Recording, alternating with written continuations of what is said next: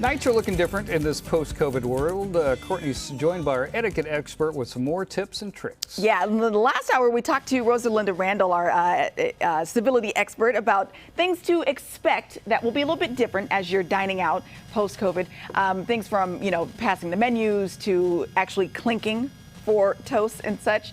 But let's take another step further. What about passing things around the table, like the bread or the condiments, things like that?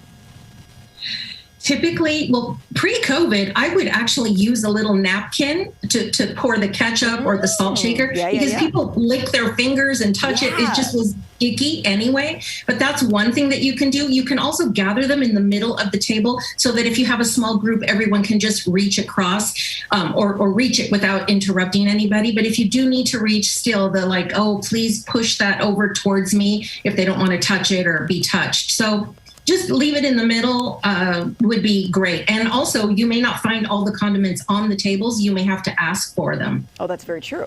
Okay, so let's talk about lingering after the meal is over. Because I know that my friends and I, that's what we do, right? You chit-chat, you hang out, and then you get really comfortable and relaxed. You say that's going to be a little bit different as well? It will if it's busy. They don't want you there. Remember, they're all trying to catch up, servers as well as restaurants. So they want you in, they want you out for the next tip, the next customer to make up for this last year. So if you see that there are no people there, there's just a slow evening, then stay. But I would still tip a little bit better if you do linger. And I say this at any time, if you take the table a little bit longer than usual, or gather yourselves and go to a lounge if the restaurant has one, or walk over to a coffee shop, sit there and continue your conversation. Okay. And then here's this question that I have for you about this naughty list. The idea that the restaurants are really paying attention to who has been a little bit of a pill in the restaurants.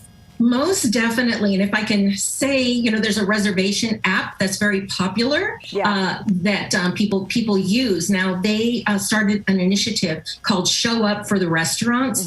And it's to bring awareness to people of ghosting or just not showing up to restaurants, what that does to the restaurant, to the food that they allotted for that reservation, the servers. It affects so many things, especially now. So this particular app, the restaurant has the ability to add your name, label you as a potential no-show.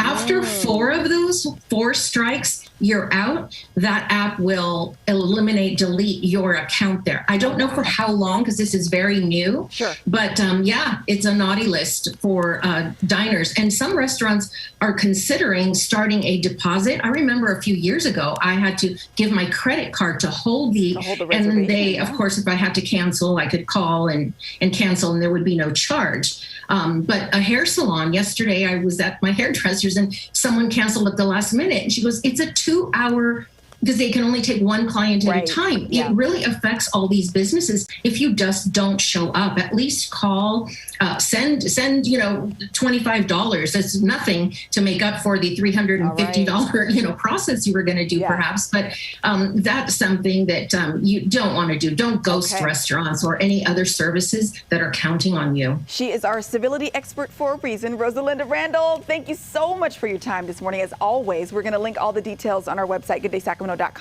under show info and today's date. Have a wonderful rest of your week. Thank you. It's always a pleasure. All right. Thanks. Go back over to you.